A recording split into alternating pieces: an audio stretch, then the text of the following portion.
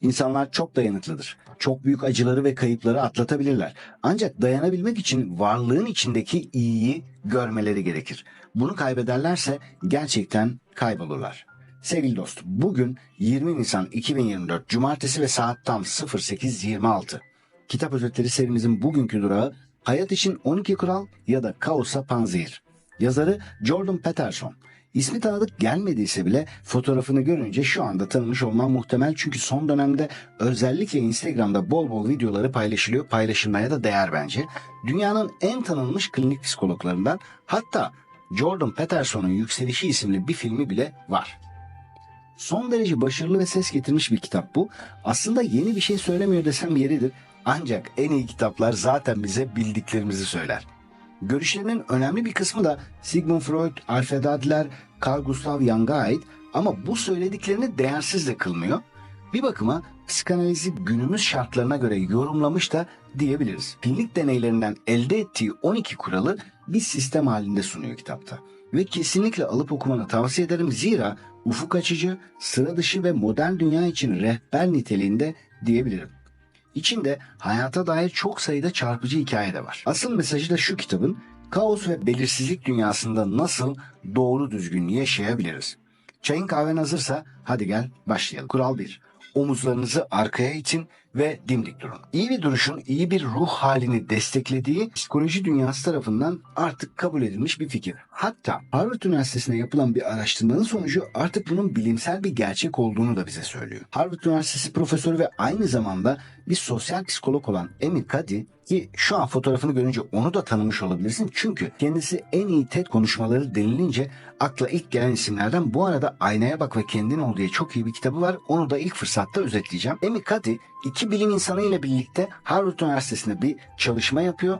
Superman ya da Wonder Woman duruşu diyebileceğimiz şu duruşun 2-3 dakika içerisinde bizim psikolojimizi düzeltebileceğini kanıtladı. Yani ellerimiz böyle belimizde dimdik duruyoruz, ayaklarımız böyle yere sağlam basıyor. 2-3 dakika bu şekilde durduğumuzda testosteron hormonu yükselirken kortizol hormonu düşüyor. Yani özgüvenimizi artırıyor. Peterson da bunu söylüyor ve birinci kural olarak zikrediyor.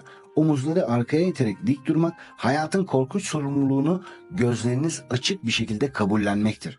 Potansiyelin kaosunu gönüllü olarak yaşanabilir düzen gerçekliğine dönüştürmeye karar vermek, üretken ve anlamlı bir gerçeklik üretmek için gerekli olan fedakarlıkları gönüllü olarak üstlenmek demektir. Bu yüzden duruşuna dikkat etmeli ve omuzlarını düşürerek ya da kamburunu çıkararak dolaşmaya son vermelisin diyor. Böylece hem sen hem de insanlar ehil ve muktedir olduğunu varsayacak. Almaya başladığın olumlu tepkilerin cesaretiyle de kaygıların, endişelerin azalacak, sohbetlerin daha böyle akıcı, enerjik hale gelecek. İnsanlarla tanışma ve onları etkileme olasılığın da artacak. Dolayısıyla ilişkilerin düzelecek.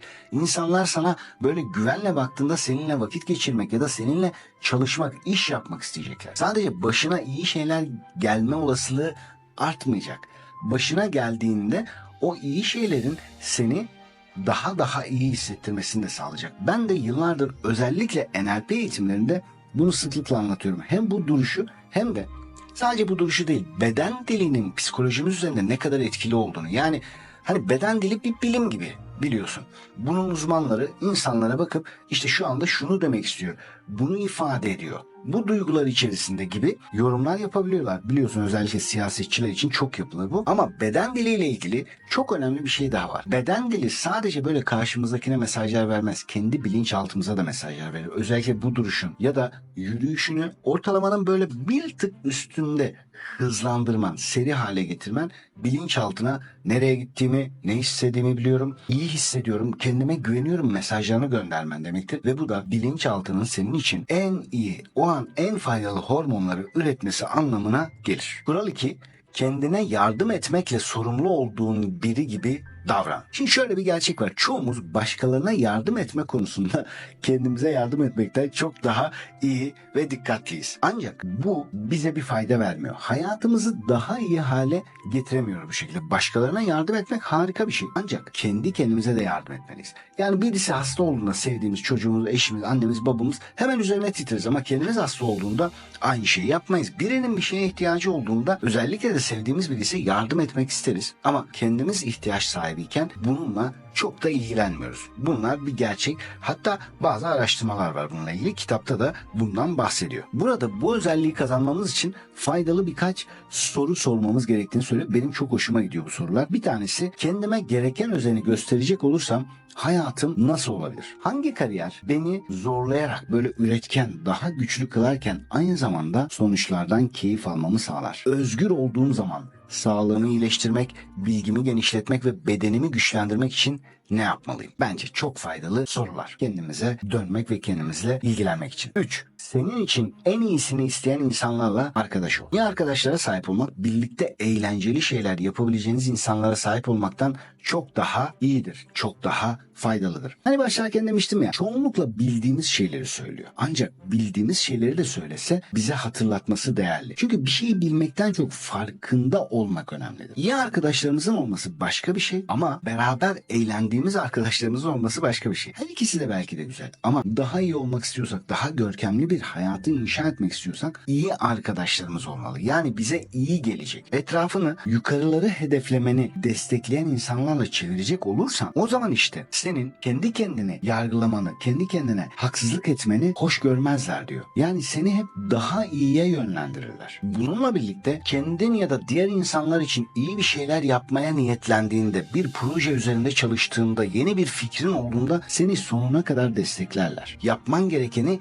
yapma kararlılığını artırırlar. Ama yukarıyı hedeflemeyen ya da işte sıradan bir hayatı, alelade bir hayatı destekleyen insanlar bunun tam aksini yaparlar. Sigarayı bırakmışsındır ama sana yine de sigara tutar. Hatta ısrar ederler. Alkolden uzaklaşmaya çalışıyorsundur. Yine de sana ısrarla bile bile ikram ederler. Israr ederler. Başarılı olduğunda, böyle sıra dışı şeyler yapmak istediğinde, çizginin dışına çıkmak istediğinde seni kıskanırlar, engellemeye çalışırlar. İşte kendin için iyi olan, faydalı olan insanları seçmek bencillik değil, olması gereken şeydir diyor ve ben de buna %100 katılıyorum. Kural 4. Kendini bir başkasının bugünkü haliyle değil, dün olduğun kişiyle kıyasla. Aslında başlık her şeyi açıklıyor ve belki bu ya da buna benzer ifadelere zaten denk gelmişsindir. Sosyal medyada, başka kitaplarda bir şekilde sana zaten öğütlenmiştir bu. Ama önemli olan az önce de konuştuğumuz gibi bunu yapıp yapmaman. Yani farkındalık seviyesine geçip geçmemesi. Kendi kendini başkalarının bugünkü haliyle kıyaslamak kendine yapacağın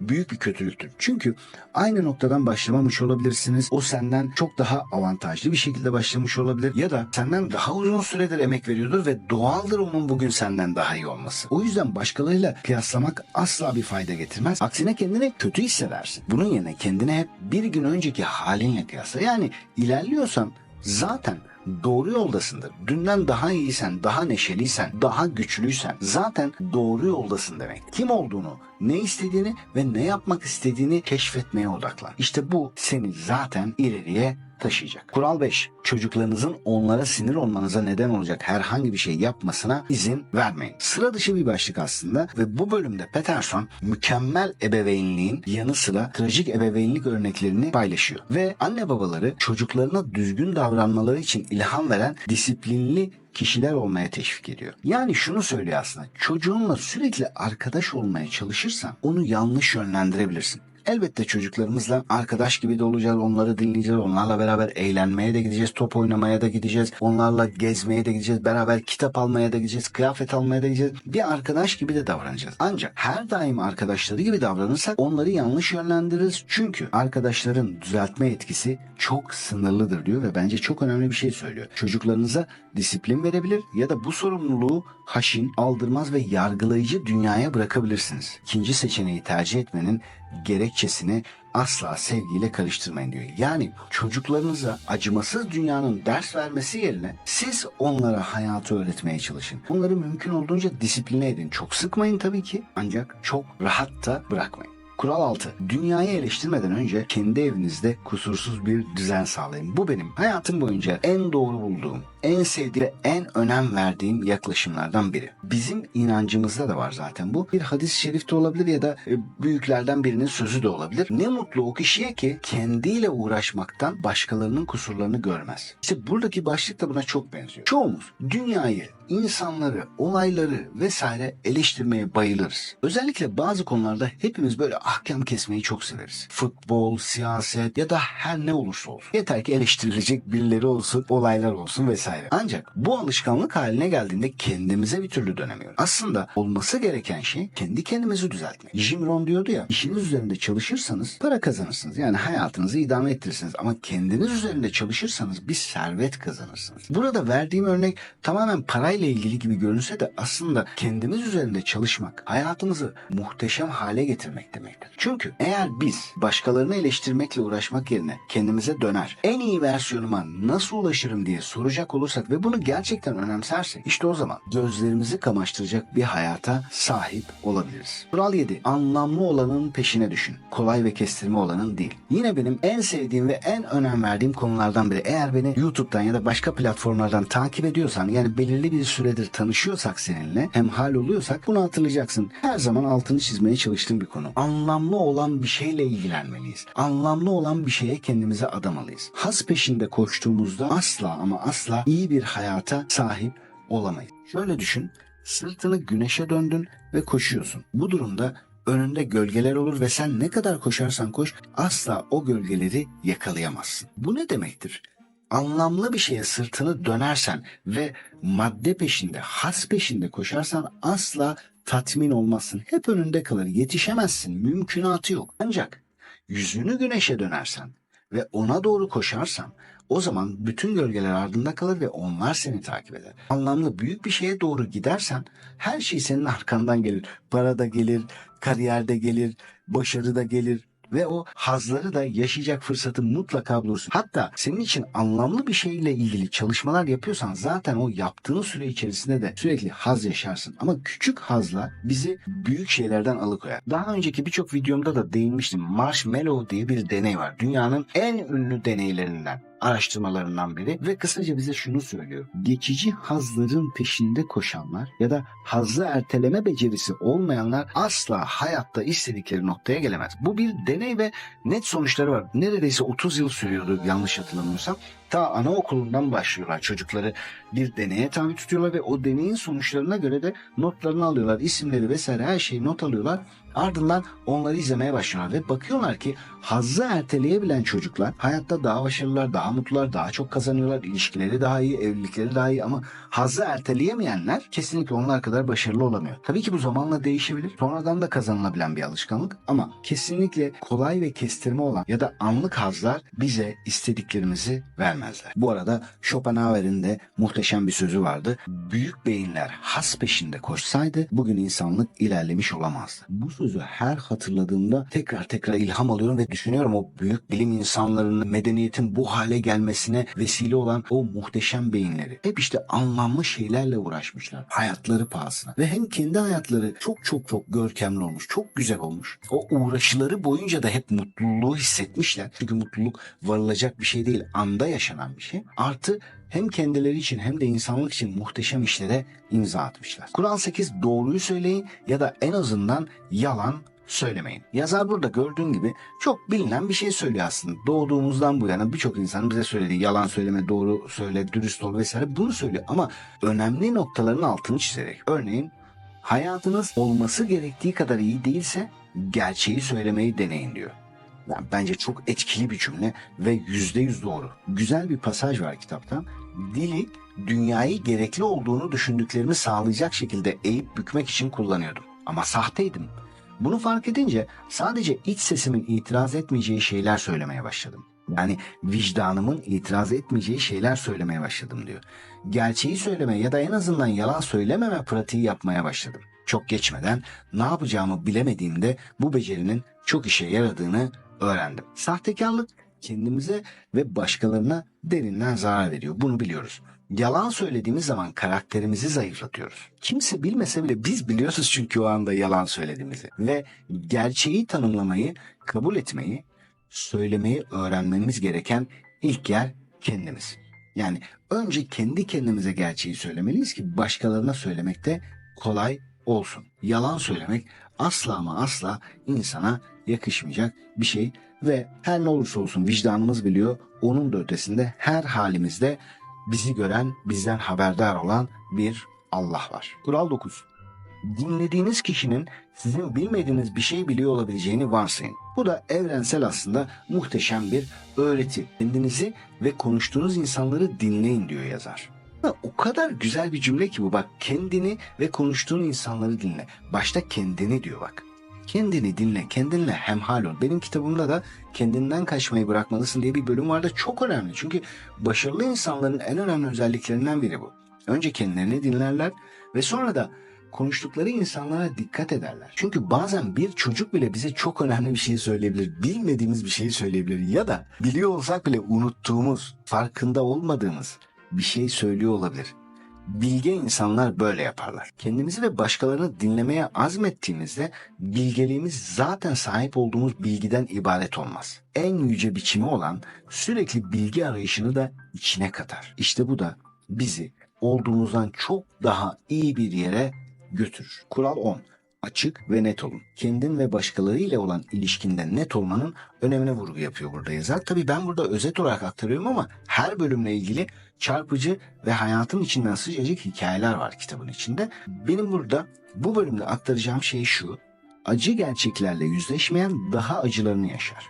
Hani bölümün başlığı açık ve net olmak. Acı gerçeklerle yüzleşmeyen daha acılarını yaşar. Ne demek? Açık ve net olmadığımızda, kötü giden ilişkimizle ilgili, kötü giden işlerimizle ilgili, kötü giden sağlığımızla ilgili ya da finansal durumumuzla ilgili eğer yüzleşmezsek kesinlikle bunun daha acılarını yaşarız. İlişkimiz de daha kötüye gider, sağlığımızla, finansal durumumuzla, işlerimizle. Ve çok sevdiğim bir söz var. Gerçeklerle yüzleşme cesareti gösterdiğinde kararlar beynine hücum eder. İş ya da özel hayatını böyle yaşayacak olursan çok hızlı ve olumlu değişimler yaşayacak olduğuna emin olabilirsin. Kural 11. Kaykay yaparken çocukları rahatsız etmeyin. Ya bu nasıl başlık diye düşündüm mü bilmiyorum ama ben düşündüm açıkçası ilk okuduğumda. Peterson burada ebeveynliğin çocukların gelecekte tehlikeye karşı nasıl tepki vereceğini etkilediğine inandığını söylüyor. Yani anne babalar olarak bizler genellikle çocuklarımızı kaykay ya da buna benzer çok alışık olmadığımız şeylerden uzak tutmaya çalışırız. Güvenli olmadığını düşünerek. Ancak böyle yaptığımız, yani sürekli böyle davrandığımız takdirde onlar hayata atıldığında çok zorlanacak diyor yazar ve çok da doğru bir şey söylüyor. Basit bir şekilde aktarıyor aslında.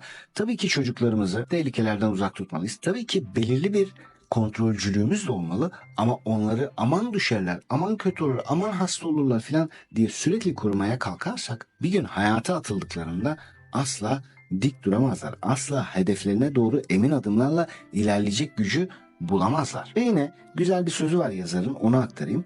Temel ahlaki soru, çocukların hiçbir zaman korku ya da acı yaşamamaları için onları talihsizlik ve başarısızlıktan nasıl tamamen koruyacağımız değil, faydalı bilginin en az maliyetle elde edilebilmesi için öğrenmelerini nasıl en üst düzeye çıkaracağımızdır. Biraz uzun bir cümle biliyorum ama gerçekten çok önemli bir şeye vurgu yapıyor.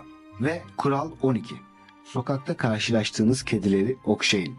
Belki bu da tuhaf bir başlık gibi gelmiş olabilir ilk duyduğumda, ki bana yine öyle gelmişti. Ama o kadar güzel, o kadar önemli bir şeyin altını çiziyor ki aslında. Küçük, beklenmedik, olumlu, böyle güzel, içimizi ısıtan anları temsil ediyor aslında buradaki kediler. Burada yazar hayatın çirkin yanlarına odaklanmanın kolay olduğunu hatırlatıyor bize. Sonuçta bazı acı örnekleri tamamen bunaltıcı gelebiliyor hayatın. Hatta burada kendi hayatından örnek veriyor. Kızının bir hastalığı var. Ömür boyu onunla kalacak bir hastalıktan bahsediyor ve buna rağmen, yani bu tarz dertlerimiz olduğunda dahi eğer tamamen olumsuz yaklaşacak olursak o şeyin acısı 1 iken 5, 5 iken 10, hatta 10 iken 20, 30 olabiliyor diyor ve bunu hepimiz yaşamışızdır zaten. Ama bu olumsuz yaklaşıma karşı koymak için etrafımızdaki böyle sevgi ve güzelliğe dikkat edelim diyor yazar işte. Yani her birimizin hayatı zor. Bunu kabul etmek lazım diyor. Ama bununla birlikte hayatın içinde muhteşem anlar da var. Yani her anıyla acı olması mümkün değil diyor ve bir gün batımı anını bile kucaklayabilmek, o güneşin dağların tepelerin ardına çekilirken ki o kızıllığına bakabilmek diyor. Aslında ne kadar muhteşemdir. Birkaç dakikalığına bile bütün enerjini toplayabilirsin diyor. Ya da bir koşuşturmaca içinde bir yere doğru yetişmeye çalışırken bir bahçeden geçebilirsin. Orada dur diyor. Orada birkaç dakikalığına o çiçekleri kokla. Böyle bir at üzerindeki stresi. O anın tadını çıkar. Bir kedi gördüğünde, bir köpek gördüğünde dur. Hem onu sev, ona şefkat göster. Ona güzel duygular yükle. Hem de kendin için bir mola vermiş ol. Hayatın sıkıntılarını atlatabilmek için bunlar çok ama çok faydalıdır diyor bu bölümde. Ve ben de buna %100 inanıyorum. Sevgili dost, bir dahaki kitap özetine kadar kendine çok ama çok iyi bak. Sevgiler, selamlar.